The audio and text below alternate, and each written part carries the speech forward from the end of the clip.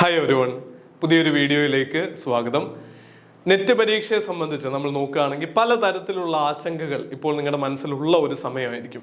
Academic ആയിട്ടുള്ള കാര്യങ്ങളിലാവട്ടെ, അല്ലെങ്കിൽ അതിൻ്റെ സൈക്കോളജിക്കലായിട്ടുള്ള ആസ്പെക്റ്റിലാവട്ടെ, ഈ ആശങ്കകൾ ഒഴിവാക്കി എവിടെ ഫോക്കസ് ചെയ്യണം എന്ന് പറയാനാണ് ഈ വീഡിയോയിലൂടെ ആഗ്രഹിക്കുന്നത്. ആദ്യം നമുക്ക് അക്കാഡമിക് ആയിട്ടുള്ള ആസ്പെക്റ്റുകൾ തന്നെ എടുക്കാം.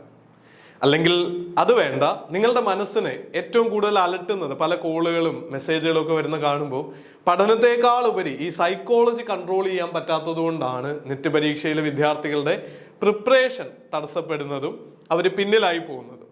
അപ്പോൾ അതിലൊരു പ്രധാന ആശങ്ക, ഈ റീസെന്റ് ടൈംസിനെ പറ്റിയാണ് ഞാൻ സംസാരിക്കുന്നത്. 2024 ജൂൺ സൈക്കിളിലെ പരീക്ഷ ക്യാൻസൽ ആവുകയും വീണ്ടും എക്സാം നടത്തുകയൊക്കെ ചെയ്യുമ്പോൾ സ്വാഭാവികമായിട്ടും അത് ജസ്റ്റിഫൈ ചെയ്യാൻ പറ്റുന്ന ഒരു ആശങ്ക തന്നെ നിങ്ങളുടെ മനസ്സിൽ ഉണ്ടായേക്കാം. ഈ പരീക്ഷ ഇനിയും നടത്തുന്നത് എന്തിന്, ഇനി അത് നടത്താതിരിക്കാമോ? CBIയുടെ ഒരു റിപ്പോർട്ടൊക്കെ വരുന്നുണ്ട്, ഒരു കേസ് കോടതിയിലേക്ക് വരുന്നുണ്ട്, അത് തള്ളിപ്പോയെങ്കിൽ പോലും. പക്ഷെ ഇവിടെയൊക്കെ അധ്യാപകൻ എന്നുള്ള നിലയിൽ ഒരു സ്റ്റുഡൻറ്റിൻ്റെ പെർസ്പെക്റ്റീവ് ചിന്തിക്കുമ്പോൾ നിങ്ങളുടെ മനസ്സ് മനസ്സിലാക്കാൻ കഴിയുന്നുണ്ട്, ശ്രമിക്കുന്നുണ്ട്.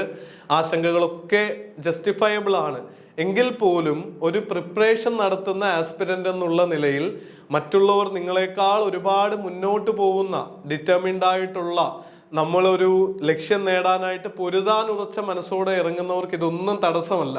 ഈ വാർത്തകളെയൊക്കെ വിൽപ്പന ചരക്കാക്കുകയും യൂട്യൂബിൽ വീഡിയോ ചെയ്ത് പണം ഉണ്ടാക്കുകയൊക്കെ ചെയ്യുന്നവരുണ്ട്. നിങ്ങൾ I+ന്റെ ചാനൽ ശ്രദ്ധിച്ചാൽ അറിയാം, ഈ ഒരു വീഡിയോകളെ പറ്റി ഒന്നും കൺഫേംഡ് ആയിട്ടുള്ള വാർത്തകളല്ലാതെ മറ്റൊന്നിനെ പറ്റി നമ്മൾ വീഡിയോ ചെയ്യാറില്ല. പരീക്ഷ മാറ്റി വെക്കുമോ എന്ന് ചോദിച്ചൊരു 10 മിനിറ്റ് വീഡിയോ വേണമെങ്കിൽ ചെയ്യാം. അല്ലെങ്കിൽ കേസിന്റെ ഫലം എന്തായി, സെൻസേഷണലൈസ് ചെയ്തിട്ടൊക്കെ നമുക്ക് കാര്യങ്ങൾ പറയാം. പക്ഷെ അത് കാണുന്ന ഒരു വിദ്യാർത്ഥിയുടെ മനസ്സ് കൂടുതൽ ആശങ്കകളിലേക്കാണ് പോകുന്നതെന്നുള്ള സത്യം നമ്മൾ മനസ്സിലാക്കുന്നുണ്ട്. നിങ്ങളോട് സ്നേഹമുള്ള ഒരു അധ്യാപകൻ എന്നുള്ളൊരു നിലയിൽ നിന്ന് സംസാരിക്കുമ്പോൾ എനിക്ക് പറയാനുള്ളതും മറ്റൊന്നല്ല, നമ്മൾ ഈ പരീക്ഷയെ പറ്റി, നമ്മുടെ നിയന്ത്രണത്തിൽ ഇല്ലാത്ത കാര്യങ്ങളെ പറ്റി, സംഭവിച്ച കാര്യങ്ങൾ തീർച്ചയായിട്ടും ഒഴിവാക്കപ്പെടേണ്ടതായിരുന്നു. പരീക്ഷ ക്യാൻസൽ ആവുന്ന സിനാരിയോയിലേക്ക് പോകരുതായിരുന്നു. കൃത്യമായൊരു അന്വേഷണം നടത്തിയിട്ട് വേണമായിരുന്നു എക്സാം നടത്തുന്ന തീരുമാനമൊക്കെ എടുക്കാൻ. പക്ഷെ അതൊന്നും സംഭവിച്ചില്ലല്ലോ. ഇനി നമുക്ക് ചെയ്യാനുള്ള കാര്യങ്ങളിൽ ഫോക്കസ് ചെയ്തല്ല പറ്റൂ മക്കളെ. നമ്മുടെ അടുത്ത് മറ്റെന്ത് ഓപ്ഷനാണ് ഉള്ളത്? അപ്പോൾ നമ്മുടെ മനസ്സിന്റെ ഒരു സാനിറ്റി, നമ്മുടെ മനസ്സിന്റെ ഒരു വിശുദ്ധി എന്നൊക്കെ പറയാം. വിശുദ്ധി കുറച്ചുകൂടെ ദൈവികമായ ഒരു കാര്യത്തിലേക്ക് പോവുമെങ്കിൽ പോലും ഞാൻ പറയുന്ന ആസ്പെക്റ്റ്, ക്ലട്ടേർഡ് ആയിട്ടുള്ള നമ്മുടെ ഒരു വീട്ടിൻ്റെ ഉള്ളിലെ അവസ്ഥയിൽ തൂക്കാതെയും വാരാതെയുള്ള പൊടിയും ചവറും എല്ലാം വാരി കോരി ഇടുന്ന പോലെയാണ് ഇങ്ങനത്തെ കാര്യങ്ങളെല്ലാം മനസ്സിലേക്ക് എടുത്തു വെച്ചിട്ട് നമ്മൾ പഠിക്കാൻ ശ്രമിക്കുന്നത്. മലിനമായിട്ടുള്ളൊരു വീട്ടിൽ ജീവിക്കുന്നത് എന്തൊരു ബുദ്ധിമുട്ടായിരിക്കും, നമുക്ക് വളരെ പ്രയാസങ്ങളുണ്ടാവും. ഇതേപോലെയാണ് നിങ്ങളുടെ മനസ്സിലേക്കും ഈ വാർത്തകൾ എടുക്കുകയും ഇതിനെ പറ്റിയുള്ള ആശങ്കകളൊക്കെ നിൽക്കുകയും ചെയ്യുമ്പോൾ പഠനത്തിൽ ഫോക്കസ് ചെയ്യാൻ, നിങ്ങളുടെ മെന്റൽ എനർജി ഒരിടത്തേക്ക് ഫോക്കസ് ചെയ്യാൻ നിങ്ങൾക്ക് സാധിക്കാതെ വരും. ഒരു ലെൻസ് സൂര്യപ്രകാശത്തെ എങ്ങനെ ഫോക്കസ് ചെയ്ത് ഈ ഒരു പേപ്പറിനെയോ അല്ലെ വെള്ളം തിളപ്പിക്കാനൊക്കെ ഉള്ള പോലെ ടെമ്പറേച്ചർ ഉണ്ടാക്കുന്ന പോലെ പവർഫുൾ ആയിട്ടുള്ള ഒരു ഡിവൈസ് ആണ് നിങ്ങളുടെ മനസ്സും. പക്ഷേ അത് ഒരു ലക്ഷ്യത്തിലേക്ക് ഫോക്കസ് ചെയ്യാതെ പോകുമ്പോൾ സംഭവിക്കുന്നത് നിങ്ങളുടെ മെന്റൽ എനർജി പല കാര്യങ്ങളിലേക്ക് സ്പ്രെഡ് ചെയ്യപ്പെട്ടു പോകുന്നു എന്നുള്ളതാണ്. അത് നിങ്ങളുടെ പഠനത്തെ ബാധിക്കും, നിങ്ങളുടെ മുന്നോട്ടുള്ള ജീവിതത്തെ ബാധിക്കും, നിങ്ങളുടെ സെൽഫ് എസ്റ്റീമിനെ ബാധിക്കും. നിങ്ങളൊരു തീരുമാനം എടുത്തല്ലേ നെറ്റ് പരീക്ഷയിലേക്ക് ഇറങ്ങിയത്. ആ തീരുമാനത്തിനെതിരായിട്ട് നിങ്ങൾ തന്നെ പ്രവർത്തിക്കുമ്പോൾ നിങ്ങൾ അറിഞ്ഞോ അറിയാതെയോ നിങ്ങളുടെ സെൽഫ് എസ്റ്റീമും വിൽ പവറും ഒക്കെ താഴേക്ക് പോവാ. അതുകൊണ്ട് ഈ കാര്യങ്ങൾ മാറ്റിവെച്ച് നിങ്ങളുടെ ഇന്റേണൽ ലോക്കസ് ഓഫ് കൺട്രോൾ ഉള്ള വ്യക്തികളായിട്ട് മാറാനായിട്ട് ശ്രമിക്കുക. എന്തായാലും പരീക്ഷ ഓഗസ്റ്റ് 21 മുതൽ സെപ്റ്റംബർ 4 വരെ എന്നുള്ള ഒരു അപ്ഡേറ്റ് ആണ് നമുക്ക് ഏറ്റവും ഒടുവിലായിട്ട് ഒഫീഷ്യലായിട്ടുള്ളത്. അപ്പോൾ അതിനെ ബേസ് ചെയ്ത് ആക്ട് ചെയ്യുക. പരീക്ഷ മാറ്റുമോ മാറ്റാതിരിക്കുകയോ ക്യാൻസൽ ചെയ്യുകയൊക്കെ ചെയ്തോട്ടെ. അത് ഡിസിഷൻ വരുമ്പോൾ കുറച്ച് മിനിറ്റുകളോ ഒരു മണിക്കൂറോ വല്ലതും നിങ്ങൾ അറിയാൻ വൈകിയേക്കാം. അപ്പോൾ അത് അറിയുമ്പോൾ നിങ്ങൾ അറിഞ്ഞാൽ മതി. അതുകൊണ്ട് നിങ്ങൾക്ക് ഡാമേജ് ഉണ്ടാവുന്ന ഒരു സംഭവവും ഇല്ല. ബിഗർ പിക്ചറിൽ നിങ്ങൾ എഫേർട്ട് എടുക്കുന്നുണ്ടോ, ഇന്ന് പഠിക്കുന്നുണ്ടോ എന്നുള്ളതാണ് റെലവെന്റ്.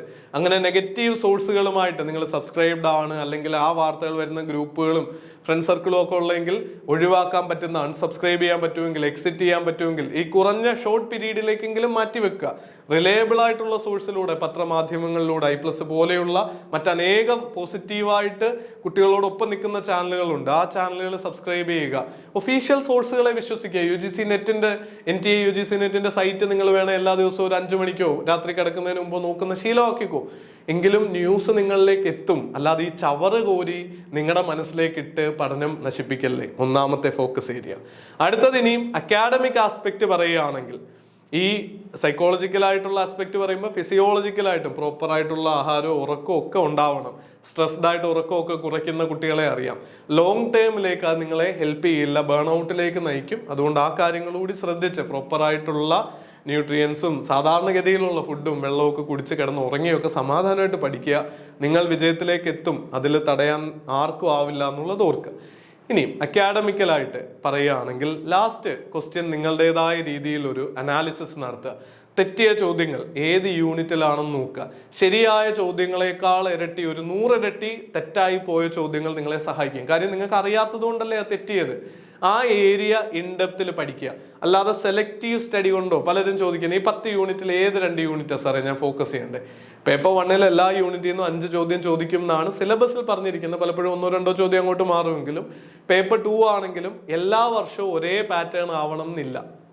ചോദ്യങ്ങളുടെ വെയിറ്റേജ് അങ്ങോട്ടും ഇങ്ങോട്ടും ഒക്കെ മാറിക്കൊണ്ടിരിക്കും. അതുകൊണ്ട് എല്ലാ ഭാഗവും പഠിച്ചാലേ ഈ ടോപ്പ് 1% JRFിലേക്കോ ടോപ്പ് 6% നെറ്റിലേക്കോ ഒക്കെ എത്താൻ നിങ്ങൾക്ക് പറ്റൂ എന്നുള്ളതാണ് യാഥാർത്ഥ്യം. അതിനായിട്ട് പ്രോപ്പർ അനാലിസിസ് നടത്തി നിങ്ങളുടെ വീക്ക്നെസ്സിനെ അനലൈസ് ചെയ്ത് പഠിക്കുക, അതിൽ ഫോക്കസ് ചെയ്യുക. അപ്പോൾ ഇനി ഇങ്ങനെ ഒരു ഫോക്കസ് ചെയ്യാൻ ഒരു എക്സ്റ്റേണൽ ഏജൻസിയുടെ സഹായം ആവശ്യമാണെങ്കിൽ ഐപ്ലസിന്റെ ട്രെയിനിങ് പ്രോഗ്രാമുകൾ വളരെ അഫോർഡബിൾ ആയിട്ട് ക്രാഷ് ബാച്ച് ആയിട്ടാണെങ്കിലും ഡിസംബർ സൈക്കിളിനാണെങ്കിലും അവൈലബിൾ ആണ്. ലൈവ് ക്ലാസ്സുകൾ പേപ്പർ 1-നും കൊമേഴ്സിനും ഇംഗ്ലീഷിനും അടക്കം അവൈലബിൾ ആണ്. ഞങ്ങളുടെ സഹായം തേടാം. അതിലൂടെ നിങ്ങൾക്ക് സിസ്റ്റമാറ്റിക് ആയിട്ട് പഠിക്കാൻ ഒരു ടൈം ടേബിളും ആ ടൈം ടേബിളിനുള്ള ഫോളോ അപ്പും ഓരോ സബ് ടോപ്പിക്കും കഴിയുമ്പോഴുള്ള എക്സാമുകളും നോട്ടിനുള്ള എക്സസും കൃത്യമായിട്ട് അധ്യാപകരോട് ഡൗട്ടുകൾ നിങ്ങൾക്ക് കോർഡിനേറ്റേഴ്സ് വഴി ചോദിച്ച് ക്ലാരിഫൈ ചെയ്യാനുള്ള അവസരവും എൻ്റെ സിലബസിന്റെ ഡീറ്റെയിൽഡ് ആയിട്ടുള്ള കവറേജും ക്വസ്റ്റ്യൻ ഡിസ്കഷനും ഒക്കെ കിട്ടുകയും ചെയ്യും. അപ്പോൾ ഏത് രീതിയിലാണെങ്കിലും നിങ്ങളോടൊപ്പം ഐപ്ലസിന്റെ ടീമുണ്ട്. നമുക്ക് ഒരുമിച്ച് മുന്നേറാം, വിജയത്തിലേക്ക് കുതിക്കാം. All the very best. Thank U.